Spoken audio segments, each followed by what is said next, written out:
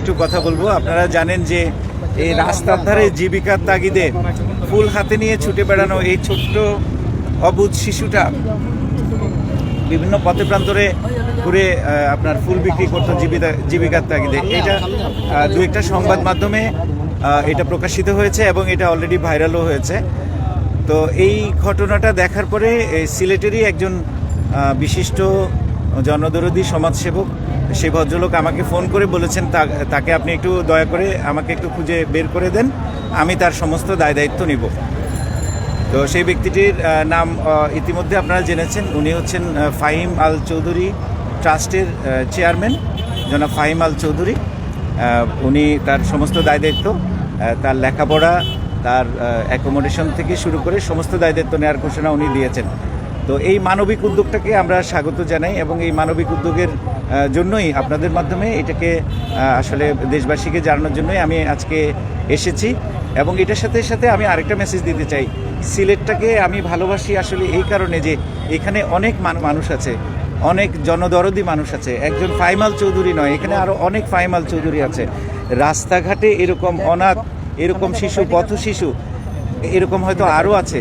আমরা যদি এরকম ধনাঢ্য ব্যক্তি যারা আছেন, মানবদরদী এবং জনদরদী ব্যক্তি যারা আছেন, তারা যদি এদের দায়িত্ব নেন, তাহলে এই সমাজটা সুন্দর হয়ে গড়ে উঠবে। তো এই বিষয়ে আমার মনে হয় যে ফাহিম আল চৌধুরী সাহেবের বড় ভাই এবং তিনি ফাহিম আল ট্রাস্টের ভাইস চেয়ারম্যান আমাদের সাথে উপস্থিত আছেন। উনি তার পরিচয় দিয়ে এই বিষয়ে আরেকটু বিস্তারিত বলবেন।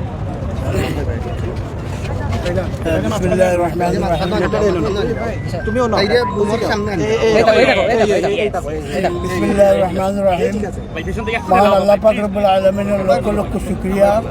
ফাহিম আল চৌধুরী আমার ছোট ভাই, উনি যেভাবে বাংলাদেশের সহ বিভিন্ন অঞ্চলের দরিদ্র জনগোষ্ঠী এবং দরিদ্র সাধারণ মানুষকে সহযোগিতা করে আসছেন, এর ধারাবাহিকতায় বিভিন্ন প্রিন্ট ইলেকট্রনিক মিডিয়ার মাধ্যমে ওনার দৃষ্টিগোচর হয়েছে এই যে ফুলের মতো শিশু ফাইজা। উনি এই ফাইজাই একটা ফুল। আমি তাকে অত্যন্ত ধন্যবাদ জানাচ্ছি যে এই মেয়ে, এই শিশুটি এবং তার পরিবারের সম্পূর্ণ দায় দায়িত্ব এবং লেখাপড়া সহ এবং সুস্থ জীবনযাপন করার জন্য যে তিনি উদ্যোগ নিয়েছেন, ইনশাআল্লাহ তাআলা তাহা বাস্তবায়ন হবে। ফাহিম আমার ছোটো ভাই, উনি গত সপ্তাহে লন্ডন গিয়েছেন, আগামী 2-1 দিনের ভিতরে আসবেন।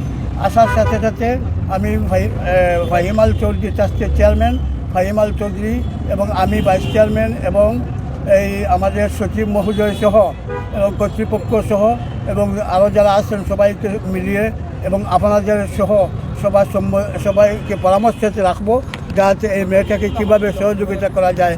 তাই আমি উপস্থিত প্রিন্ট ইলেকট্রনিক মিডিয়া সহ এবং পুলিশ কমিশনার সাহেব এবং অত্র যারা আছেন সবাইকে আন্তরিক ধন্যবাদ জ্ঞাপন করে আমার বক্তব্য শেষ করলাম। আসসালামু আলাইকুম ওয়া রাহমাতুল্লাহ। কথা বলছিলেন ফাহিম চৌধুরীর বড় ভাই, একটু কথা বলে তোমাকে আসলে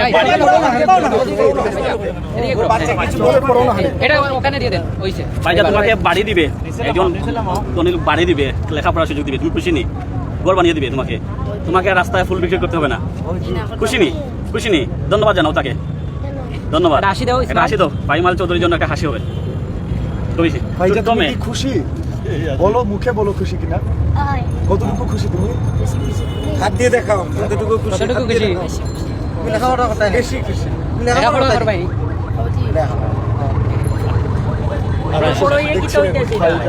বড় হয়ে কি হবা তুমি বলো, কিন্তু সব শুনতে পাচ্ছ। জানি না, ডাক্তার হইতে না, ইঞ্জিনিয়ার হইতে না, বিমান চালাইতে হয়। ডাক্তার হইতে না, বিমান চালাইতে, আকাশে দিয়ে উঠতে নেই। আছে নানি 8 বছর। আমরা একটু ওনার নানির কাছ থেকে জানার চেষ্টা করব। নানি আমাদের সাথে ছিলেন, নানি ফাহিম আল চৌধুরী সিলেটের একজন দানবীর, উনি আসলে সিলেটেরই দক্ষিণেরই সন্তান। কেমন খুশি হলো? আপনার নাতির জীবন বদলে গেছে পুরো ভাই? বেশি আনন্দ লাগতেছে, তোকে পানি চলে আসতেছে দেখতেছি। আপনি খুশি নি? ওর ভবিষ্যৎটা উনি ঠিক করবেন এখন আর কি, ওনার দায় দায়িত্ব যা আছে উনি সব পূরণ পোষণ নিচ্ছে। ওনার প্রতি কৃতজ্ঞতা একটু প্রকাশ করেন, একটু ভালোবাসাটা একটু দেখান।